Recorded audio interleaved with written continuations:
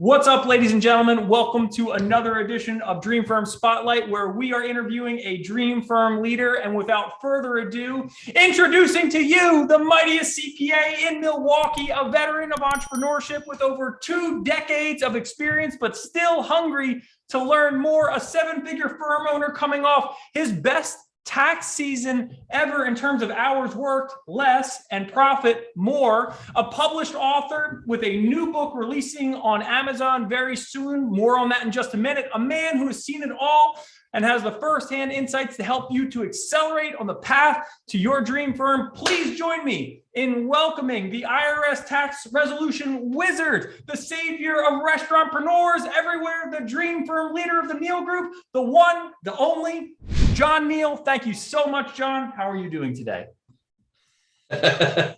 I'm doing just fine after that introduction. Yeah, well, listen, I bring the noise. So it's a pleasure to have you with us. I very much appreciate you being a client of ours. And what I'd like to do is I always like to bring us back to the beginning, because we all started somewhere. I think when people hear the idea of a 7-figure firm, they go, how? How does this happen? When? But please, if you could bring us back to really the beginning of both your accounting career and then what made you decide to shift into being your own boss as an entrepreneur, I think that gives everyone some wonderful context. Sure. Backstory, I graduated from college in 1977, so probably before most people here were born. Went into a CPA firm, sole practitioner, who was looking for some help. Decided that wasn't what I really wanted to do. I thought at the time I had to be an auditor to be a CPA. They drummed that into you at school. So I went to a larger local firm, decided that I didn't like auditing. So came back in end of 1979, early 1980, and then became a partner in the firm that I left. I went back to the same firm. And then he got tired of the administration end, so we merged into a different local firm. And then in 1984, I just decided I don't want to sit around a desk arguing about how many chargeable hours I had. And so in September of 84, I struck out on my own with one client. Started in the basement of a bank building, as I like to say, in my client's office. So we were, getting free rent. Worked my way up to the top floor of that bank building. And in 2000, moved to where we are now, bought a building, rather than renting. And decided rather than just being called John Neal CPA, we changed the name to the Neal Group because it was more than me. And ebbed and flowed. I think my revenue at one time was as high as 1.5 million. End of 2016, had a person that I was grooming for partner decide that she wanted to go on her own. And I was unfortunate enough to be away from the firm for about 5 months. So that year, I think we ended up doing about $600,000 in collected revenue. And I came back ready to go, and we've grown it now to last year we did about 1.1 million. So I think I misquoted in my intro, because you said you started in 84 and I said, well, I started my own firm in 84. Yeah, that's what I meant. Your entrepreneurial journey started in 84. Yeah. Wow. So we're talking not 2 decades, not 3 decades. Am I doing my math right? We're coming up on 30, 35, 45 years. I'm in the business. Wow, that is humbling. And again, I think that there's so much to be able to unpack from that depth of experience. And I'd also like to there's something interesting that has happened here where we were at a peak of 1.5, and then due to a partner that was grooming, perhaps maybe left with some clients, you were away from the firm for a bit, and then we come back to 600. And I feel like when most people hear, they go from that level to this level, and now we're going to talk about where you are a little later on today. That must have been very difficult for you. Can you talk us just a little bit about what that experience was like, knowing that you were in the 7-figure category and then you found yourself at 600? Well, sure. To be honest, it's not really the gross revenue that counts, if you will. I had a team of, let's see, 1, 2, 3, 4, 5, 6, 7, 8, 9, 10. I had a team of 10 people. 7 of them is, CPAs and accountants.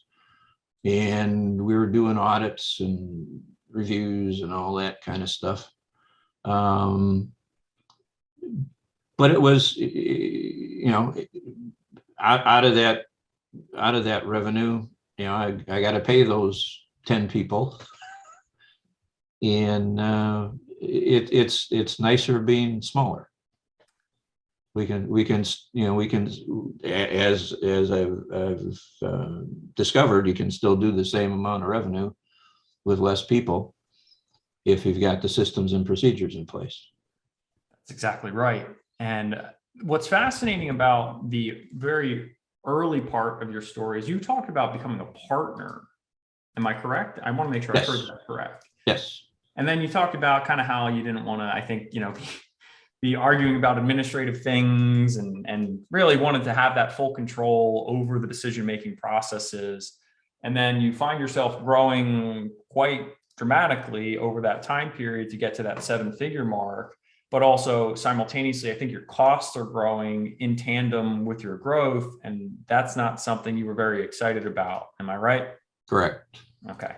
And then we realized, hey, wait a minute, we can change the way that this firm is operating. We can leverage technology smarter. We can change what we're fundamentally offering, get away from this compilation and audit procedure and sales process, and move more towards a more profitable model that ultimately does not require as much expertise as having every single person on the firm be a CPA, because then we don't need them to necessarily do audits. Is that a safe summary? Yep. Okay. Very cool. So I want to shift a little bit into what does the service delivery package look like now, the type of clients you like to work with, and the services you provide. So just if you could show us a little bit under the hood in terms of how you like to go about your service delivery packages, or what services you really enjoy selling and delivering on, I think our audience would benefit from that quite a bit. Sure. I think we've turned into more of an advisory firm, where we're working with our clients to, as our mission statement says, put more money in their pocket, reduce taxes, and relieve stress. So we still do, the bookkeeping end of it, if you will, because you got to do that to get to know where you are and how to get to where you want to be. But we're out of just the, here, Tyler, here's your May financial statements. Your bank account was off $12.31. Don't ask me any questions and I'll tell you no lies.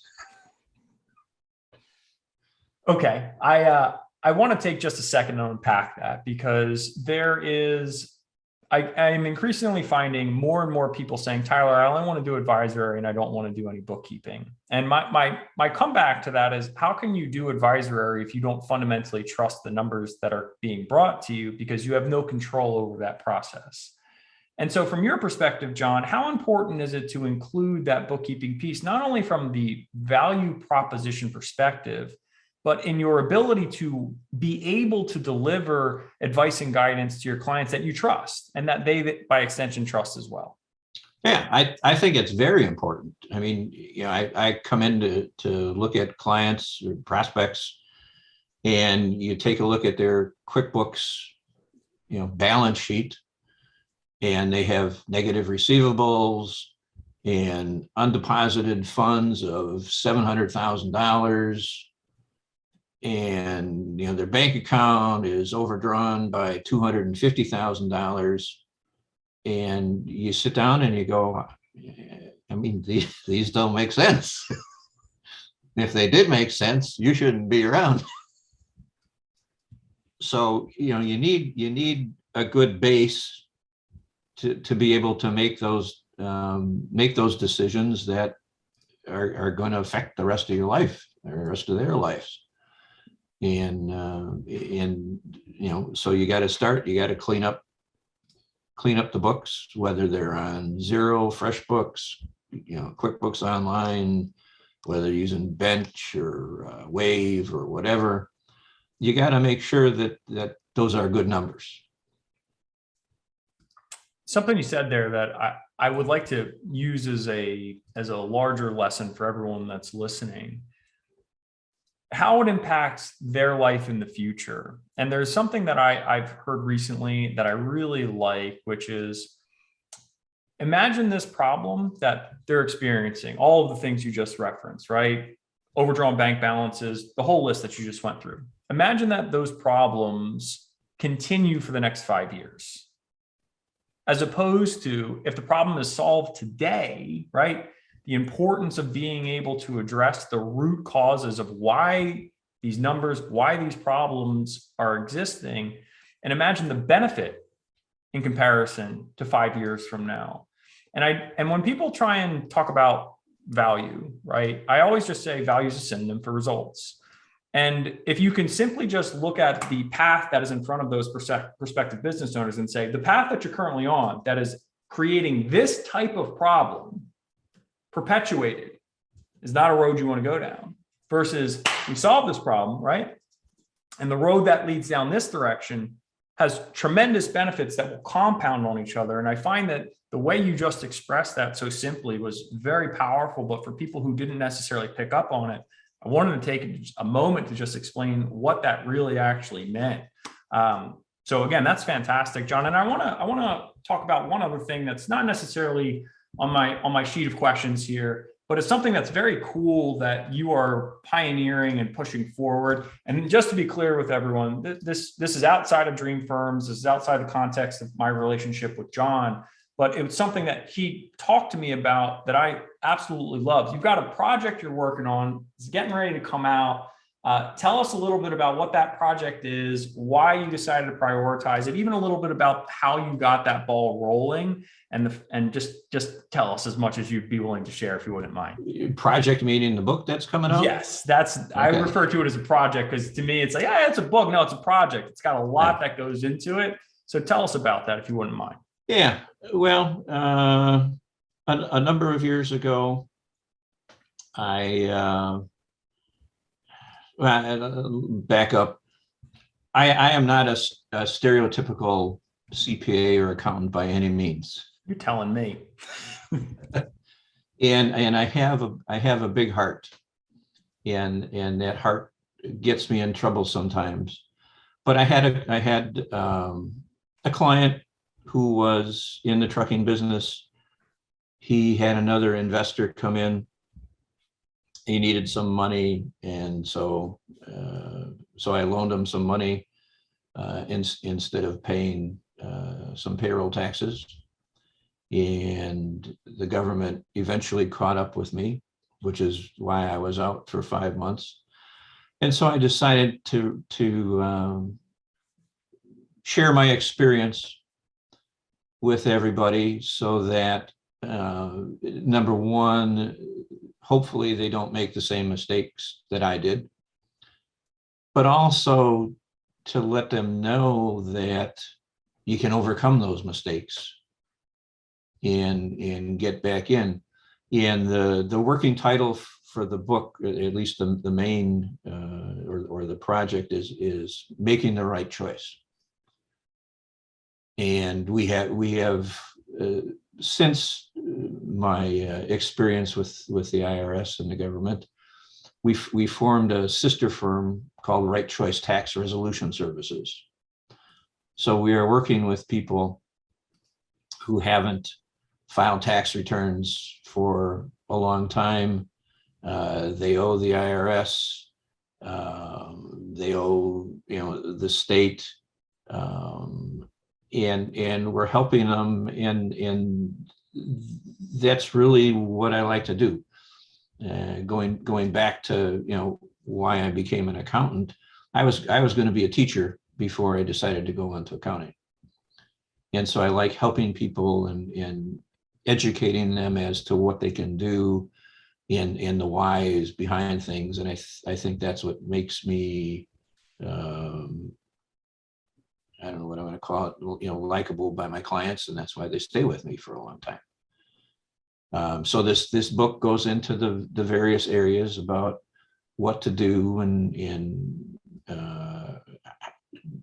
don't freak out, and don't be afraid, but kind of face it square on. Get it done, and go on with your life.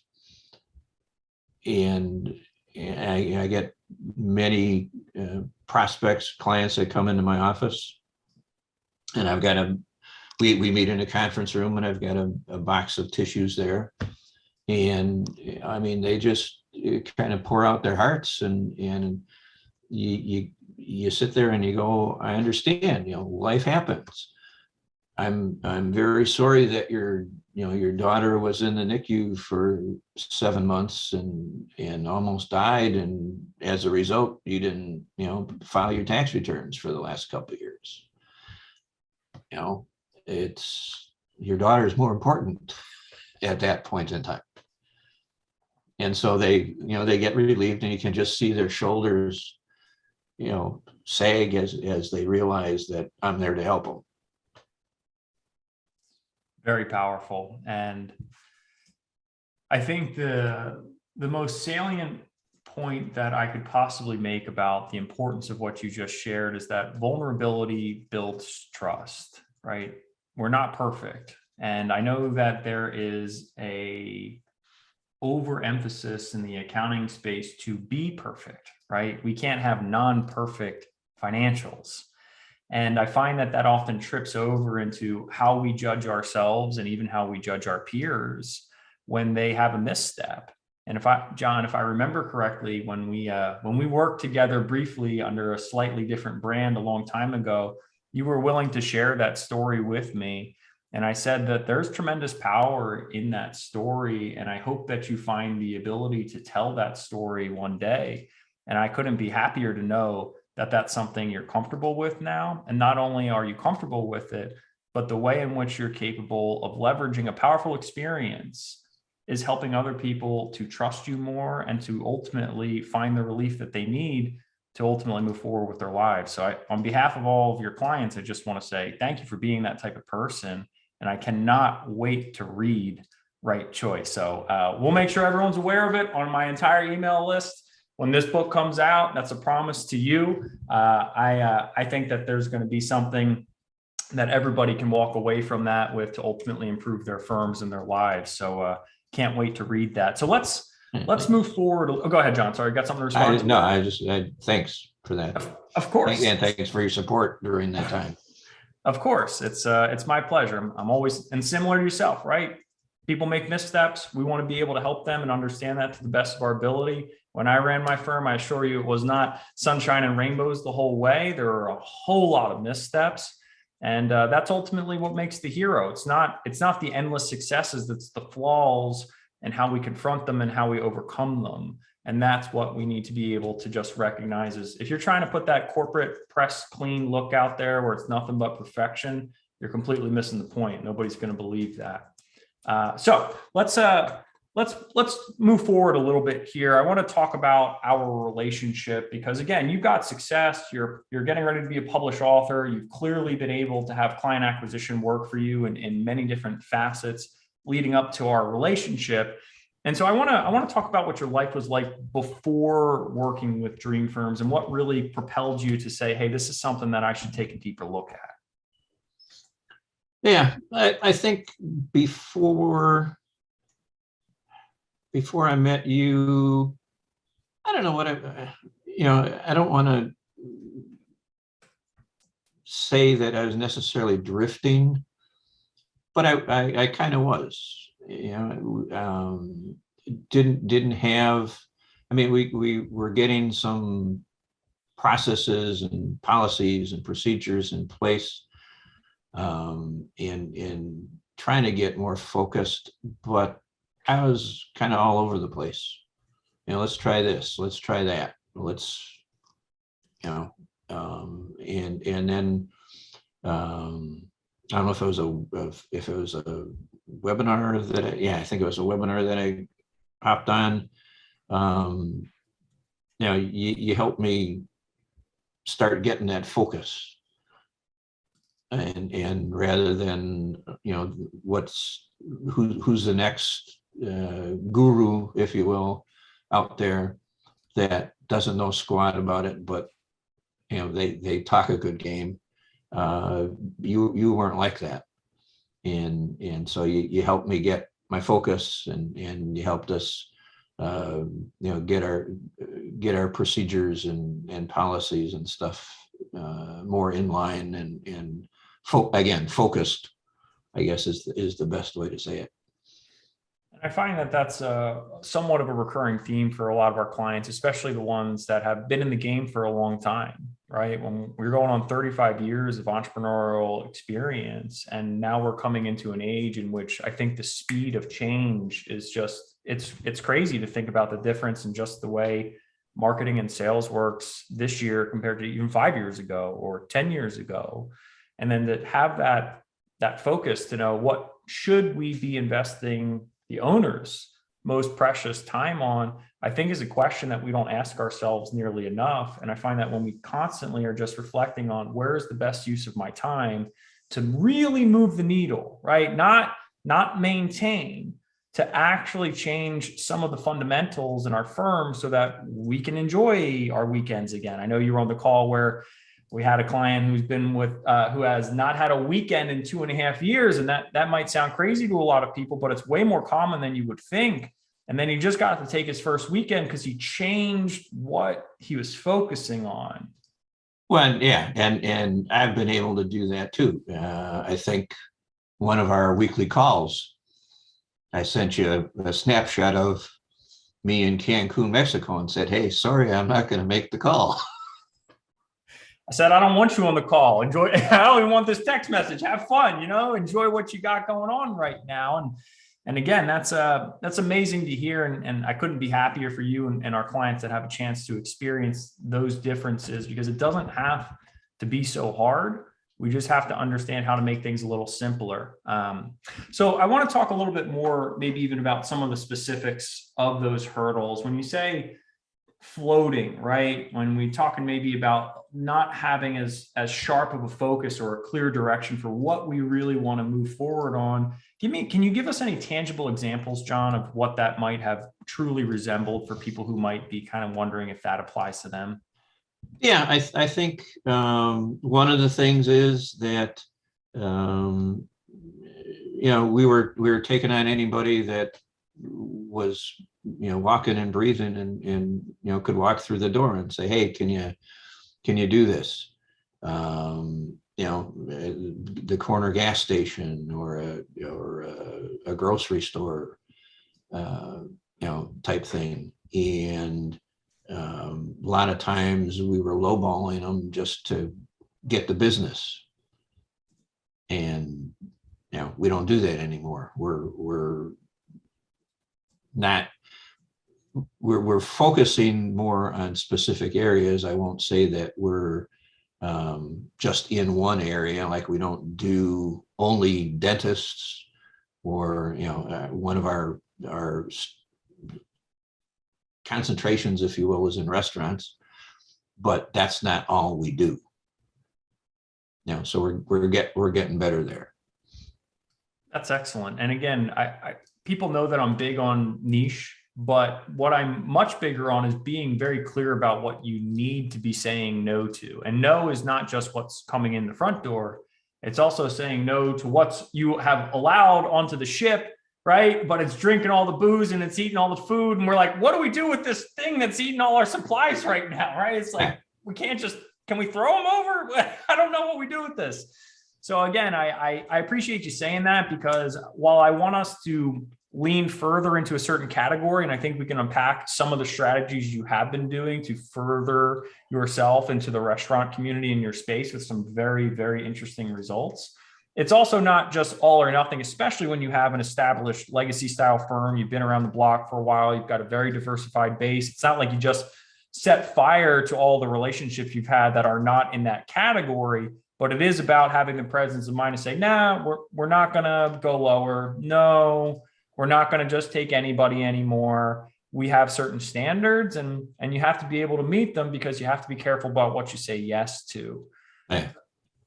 And I think as a real good example of that, last year, we were able to fire 2 clients who were each about $20,000, $25,000 in revenue. And we still ended up year over year up about 15%. And this is, to me, is also one of the more interesting points about dream client selection, and again, working exclusively with your dream clients, is it is not the size of the engagement. It's not. It's your enjoyment of delivering on that engagement while still having profit margins that allow you to create delegation with your team, so that John is not the one doing the reconciliations. John is not the one that would ever touch any form of data input right now, because he knows that he needs a certain level from each client that they also have to buy into the processes. And it doesn't matter if they're buying in at $500 a month or if they're buying in at $2,500 a month. If they're not buying into the way things need to happen, it doesn't matter how much the amount is, because it's not worth the negative energy and the pain that comes along with, why won't this person simply do what we need them to? Or why does it seem like no matter what we do, they're never happy? Which one was it, that one, John? Was it more the latter half or the beginning half?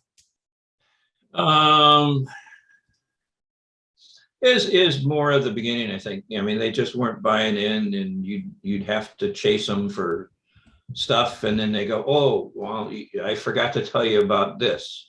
Oh, I forgot to tell you about that. Oh, you mean this is finished already? Well, I had some more information that I didn't give you. And we just finally said, it's not worth it.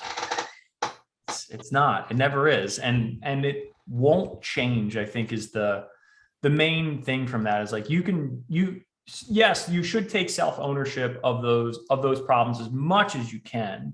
But at a certain point, you just have to look at it for what it is that there's nothing more we could possibly do that will fundamentally change who this person is. Yeah. There's nothing.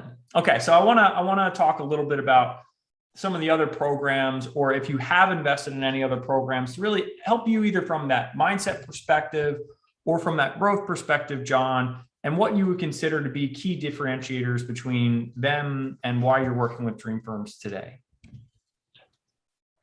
So I've worked with a number of people. I don't know if you want me to mention names. It's entirely up to you. I'm not here to throw any other professionals under the bus. A lot of people do great work out there, so that's not my game. But it just seems like they, with a couple of exceptions, and that's why I'm still working with them. They don't walk they don't walk the talk.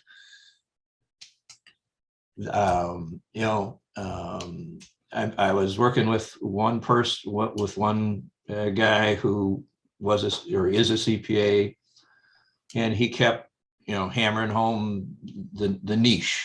You got a niche, you got a niche, and you go to his website, and he's all over the board. And it's like, why don't you practice what you preach? That's my no politicians policy in dream firms. Do as I say, not as I do. That is not acceptable, right? Like, if you're asking someone to do something and you're unwilling to do it yourself, please, let's not waste anybody's time. And again, that's a big qualifier for us, right? Like we don't just work with anybody. I know Yeah. a lot of people say that, but I rejected 3 people this week. And that's not me being like braggadocious. It's just either they weren't ready or they weren't a good fit. And that's okay, right? Like it's okay for me, it's okay for them. And it's important for John and everyone else to just say, no, thank you. And again, it's a fundamental principle of growth, because you can't grow with the wrong people. You have to grow with the right ones. Well, and there was another guy, well known. He would just come out and go, kind of the Nike slogan, just do it. Raise your prices. It's like, well, you want to give me a little advice on how I should go about it? No, just raise it. That's like, thanks a lot. By how much? How do I communicate that? By letter, email, phone, but all of the above. And I find that that's if there's one compliment that I really like about what we get for our program, it is how detail oriented we are, in the sense that if I'm going to ask you to do something, I'm going to make sure you know exactly how to do it in what I consider to be an optimal way. And of course, you're free to change it and adapt it to what you think is the best way. But at least you have 80% of it to get you over the finish line. It's not just like, yeah, raise your prices. It's great advice, generally speaking, but it's not universally applicable. And it's very bad advice if you're already at a premium price point, right? Like you just can't go above a certain level sometimes. Okay, so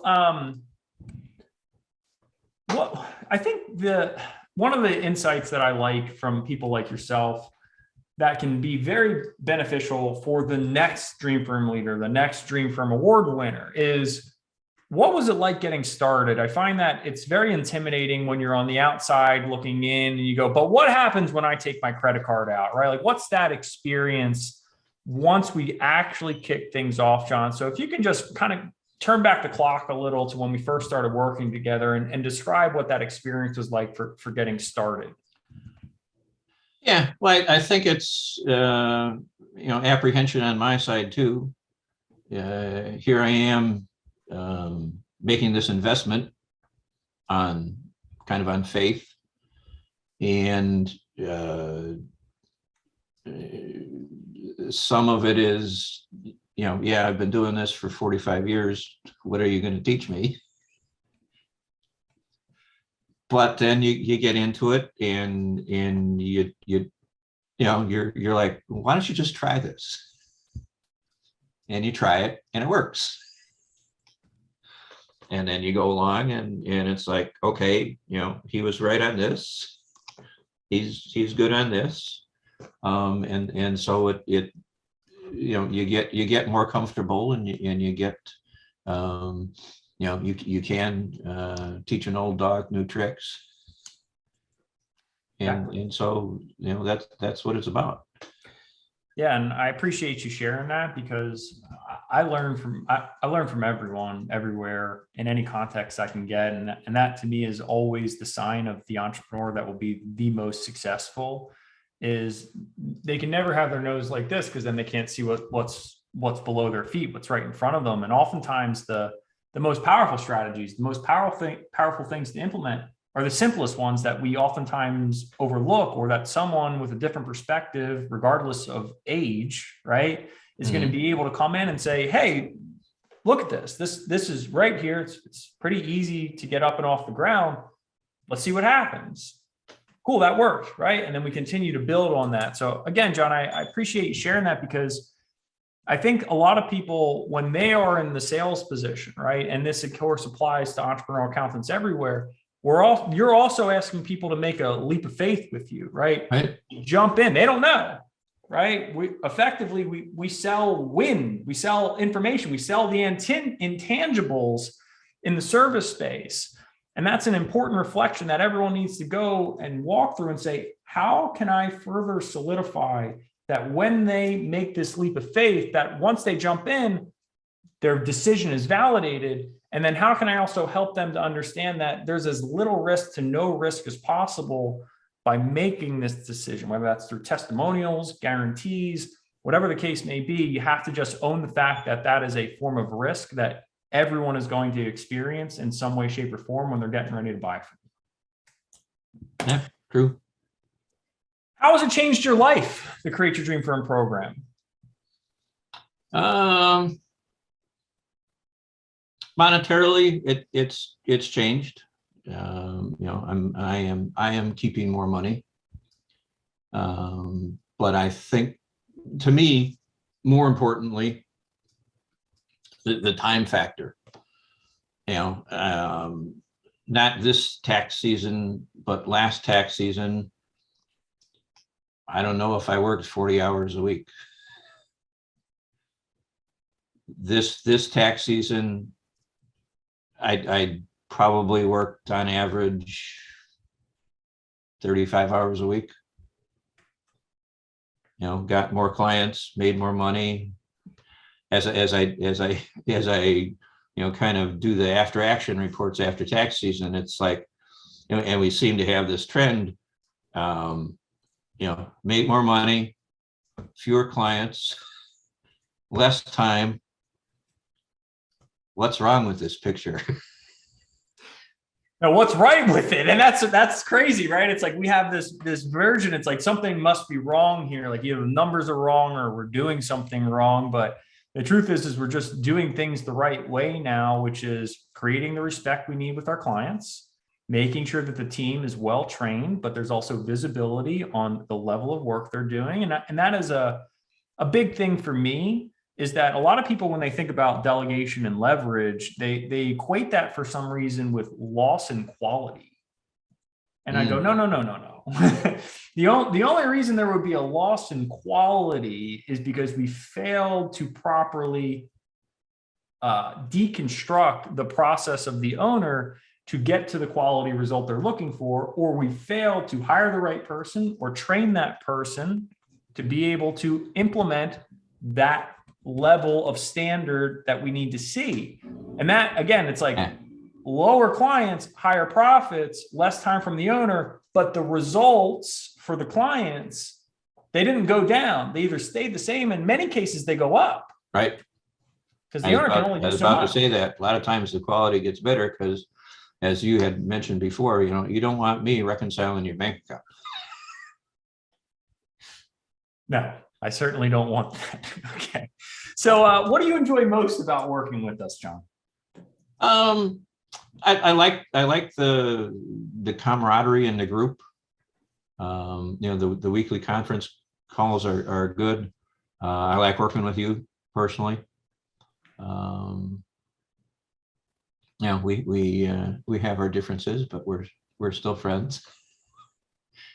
And I like what it's done for us as the Neal Group. Again, helping us grow,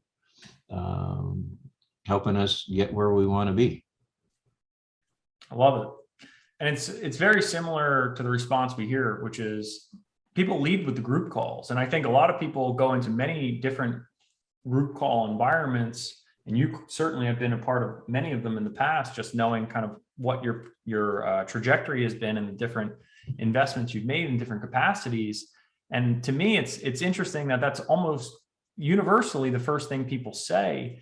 And I think that if there's one thing that really bonds us together, it is not me, just to be clear. It is the type of people that we bring into our community. And again, this is a larger applicable lesson for everyone else, is that your clients should want to be friends with your clients, right? Like they should want to expand their network with the people that are working through the great connectors. And accountants and accounting firms have been known as the great connectors for so long. It's why the bankers and the lawyers and the life insurance people, the BNI groups, they beg to have the accounting professionals to be a part of them because they know that your networks are so powerful. And I just want us to say, like, again, can we find ways to increase the value of your firm by simply doing the easy things, just saying, wait a minute, I bet that my clients would love to be able to have an opportunity to come and share insights, just like we do as a part of our community. It's a low-hanging fruit. This question wasn't on the sheet, but I like this question a lot, John. So I'm going to ask this one. What is your superpower? What is my superpower?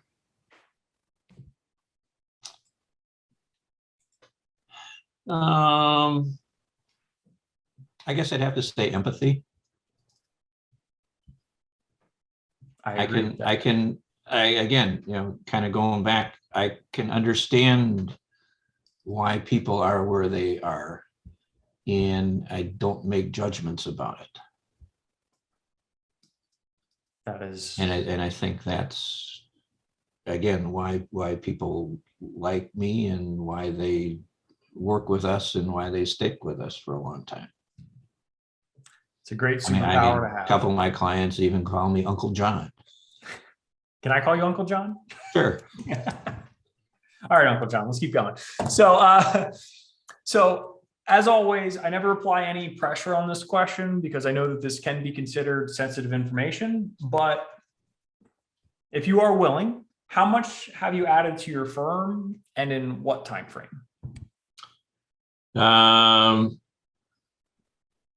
Well, I just went back from when I started with you, a year or so ago, formally. We've been in contact before then. But from last April of 21, through April of 22, our revenue grew about 15%. And just to be clear, we're not talking 15% of $50. Am I right, John? Correct. Just making sure everyone understands that it's 15% when the numbers get larger is nothing to balk at, especially when we know we're trading out bad clients to the tune of sounded like $40,000 annually. Yep. Replacing that with more profitable work and growing 15% on top of that. That's no small feat. So congratulations. And I thank you for sharing that. Thank you. What would you say to someone considering our services right now? Go for it. In fact, I will probably refer a couple people in that I met a few weeks ago. We were talking while we were waiting for the plane and stuff, and she's talking about how she, has to work weekends and whatnot. And I'm like, okay, how many tax returns do you do? And she goes, oh, about 3,000. And I'm like, 3,000? How much do you charge? How much do you charge for an 1120S? She goes, $210. I'm like, you're nuts. She goes, I know, but I don't need that much money to live on. And it's like, well, who cares? It's not the point. I don't need that much money to live on either, but, invest the rest. Exactly. Build your firm, It's not the point that you don't need that much money to live on. It's that you shouldn't be sacrificing your life to get that level of income to live on. You're a CPA. You've been doing this for 20, 30 years, I think, in her case. Why are you charging $210 for a tax return? It's the danger of the old adage, it's always been done this way. And we have a fear of change. I think, even when I was growing up in high school, one of the insults people would use is, you've changed. It's like, yeah, you're right, I changed. Because if I was the same person I was yesterday, what will be the point? We got to grow, we got to evolve. And I find that it's very strange that change is considered something that is a negative as opposed to a positive. Of course, you can change in the wrong direction, don't get me wrong. But it's obvious when we're not able to take weekends for ourselves and for our family that something has to change. Yeah. Well, and I used to be like that. I would be in the office on Sunday during tax season and the phone would ring and I'd answer it and they go, I knew you'd be there. It's like, not anymore. Nope. We're closed on Fridays outside of tax season. People still think we're closed on Fridays during tax season. And that's great because we don't have to answer the phones. And it's like, yeah, this is good. It's a good principle to install, right? It's just like after tax season, no Fridays, right? We're not even going to let the phone ring. And then what happens coming into tax season, right? Those habits and those beliefs or those understandings, they don't go away. And so when you have a Friday in which the phone does not ring, how much more productive is the entire office? Yep. Tremendously. Why do you consider this one of the best investments you've made in your business, John? Because it's helped me grow. It's more than paid for itself with what we've been able to implement and get going. What has surprised you the most when it came to growing your practice? Say that again? What has surprised you the most when it came to growing your practice?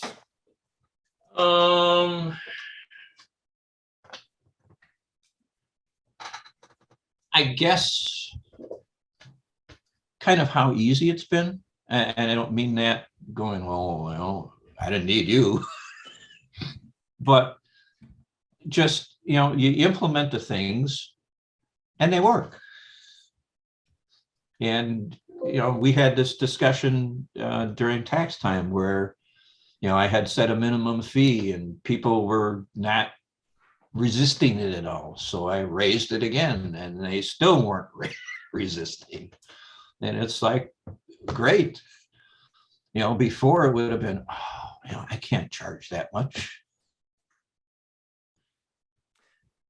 Very common belief. And I love that point because when we are willing to simply test things and see what happens, we realize that the fears that we've had were completely unfounded, right? Oh, if I quote that amount, they're going to leave me a 1-star online or something like that. Or, nobody's going to buy from me and they're going to think I'm expensive, which is not a bad thing to be associated with, just to be clear. But again, to me, there's just so many things that we tell ourselves over and over and over again. And if I had to take that one step further and bring it back to what you enjoyed the most about the program, is that it's so invigorating to see people who are no different than yourselves implementing the things that you've been thinking about for a long time. And you've been going, I know it. And, they did that. And what was the win they just shared? Did I hear that right? Finally taking the weekends off, going to Cancun, year over year, best year ever. I mean, it's just like, well, there's got to be something to that. And then I don't like to use the term infectious during, I don't know if we're still in a pandemic, post-pandemic, but it's infectious, right? Like you can't help but feel invigorated and excited when you see your peers doing so well. And then by extension, what happens to you? Same exact things. So John, I would like to ask this because I'm almost positive I got to put something in the mail for you here, but not how I crossed this out on my sheet. Not how close close to winning your first your Dream Firm award. How long did it take you to win your first Dream Firm award? And for those unfamiliar, it's $100,000 in new business in a less than a 365-day period. So, John, what was the time frame for that? If you're willing to share. I don't know exactly, but we busted through it a while ago. All right, so 6 figures of growth a while ago. I'll take that. It's a great answer. Busted through it. And, you fire a $2,000 a month client, you pick up a $3,000 a month client. Exactly. And who would you recommend the Create Your Dream Firm program to? Everybody who wants to improve and not necessarily grow the top line. That helps, but also grow the bottom line and get processes and procedures in place so you can take weekends off during the year. You can go to Cancun, you can go to Europe, you can go to France in June, and not worry about things. For those unfamiliar why he said France in June, we have our first event coming up. And so we have a number of clients flying out for a 5-day event. It is, you'll see some tidbits on social media in a little bit here. But John, I want to say thank you a million times for doing this. We got a bunch of questions from Q&A. But before I get to that, is there anything else that you would like to say at large, just wisdom, insight, anything at all that you feel would be applicable to our audience at large here before we get to Q&A, because that usually moves pretty fast? But again, don't sell yourself short, and get people, like Tyler or, somebody that can help you. It doesn't have to be, if nothing else, they're in your corner nudging you, going, yeah, you can, yeah, John, you can do this. Don't be afraid. Raise your prices. Here's how to do it. Go for it. Love it. And I'll reiterate that. It may not be me. We may not be right for one another right now, and that's totally okay.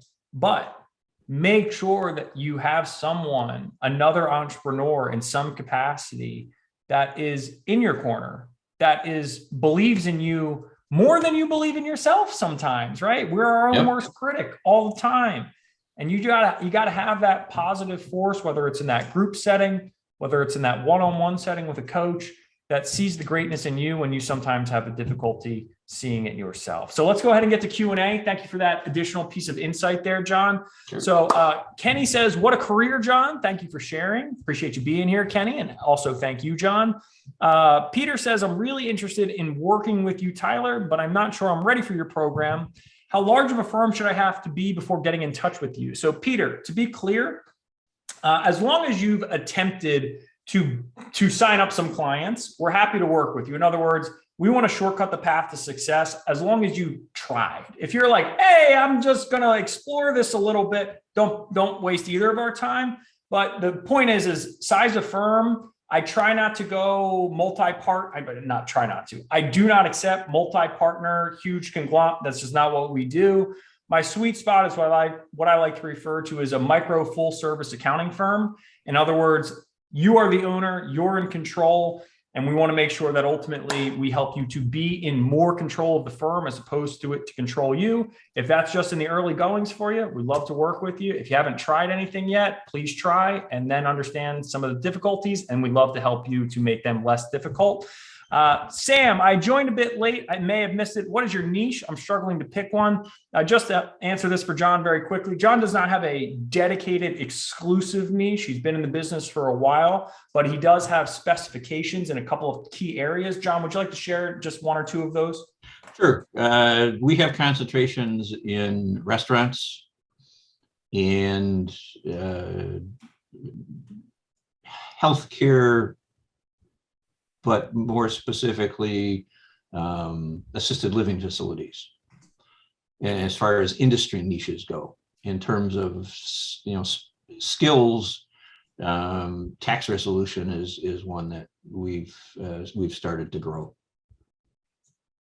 Those are, again, I think that's an important distinction as well. There's niche specific services, but there's these sub-markets themselves, and you want to do your best to make sure that those line up as best as you can. Mark says 35 hours a week during tax season while making more money.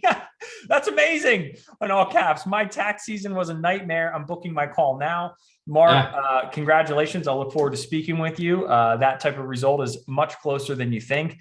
Kate says, I would have picked the same superpower, that being empathy. We definitely need a lot more empathy in today's world. So I'm glad to know that's a superpower you have. Peter says, awesome. In response to the other one, then I'm getting ready to get working with you. How do I get in touch? For anyone interested, link floating around in the comment section. Just book a call. You'll speak directly with me. You're not going to speak with some rep, some random person, although we do like sales reps when it's necessary. But for right now, you'll have the opportunity to speak directly with me. I'd love to make sure you're a good fit for our program. Olivia, does your program help with pricing? Listening to you both, I'm definitely undercharging. So Olivia, yes. But just to be clear, if you need help immediately right now, we got a great video on our YouTube channel that will help you with this for free. But if you want to get into the nuance and the depth of how to successfully implement a lot of those high-level things I share for free, we'd love to help you to understand how we do that as a part of the program. Sam just simply says, thank you. Our pleasure, Sam. Thank you for joining us. Lorraine, congrats on the growth, John. Congrats on the growth, John. Billy, book my call for tomorrow. Congratulations. Growth is what I need. I can't wait to learn more about your program. I need help with getting things implemented. I have a tendency to stay stuck in learning mode. Great point, Billy. There's only, right, difference between knowledge and wisdom. Knowledge or learning, it's important, but wisdom is the practical application of knowledge, and we want to ultimately make sure that you get experience through that application. And then Kevin, I'm looking at your calendar, but I don't see any availability next week. Is that normal? Kevin, normally that's not normal, but I do have my event, so I cannot talk to anybody next week. I'm totally blocked out. Just pick something for the following week. I know you're excited to learn more, but ultimately we'll just have to just table that conversation for just one small week, and then we'll be happy to answer any of the questions that you have. And then one last one, John says, awesome interview and excellent. And then, sorry, Kevin, one more. When can I get started? Kevin, you can get started as soon as July 11th. Okay. I've got a couple slots available for July 11th. We don't take like a million firms. We're a very tight knit community, and hopefully you have a chance to join us on July 11th. And that is all I've got. John, I just want to say from the bottom of my heart, thank you so much for investing your time and sharing your insights with us. It means the absolute world to me. Thank you. Chance. Yeah, of course. Anything else you'd like to share before we part ways? I'm good. Have fun in France. Hey, I'll see you here hopefully next year, and hopefully everyone else will see you here next year as well. Remember, only you can create your dream firm, but we're here to help you every single step of the way, including the expertise of John Neal. Be sure to check out his book coming out soon. We'll make sure you're aware of it via email. Have a wonderful rest of your day, everyone, and I will talk to you all very, very soon.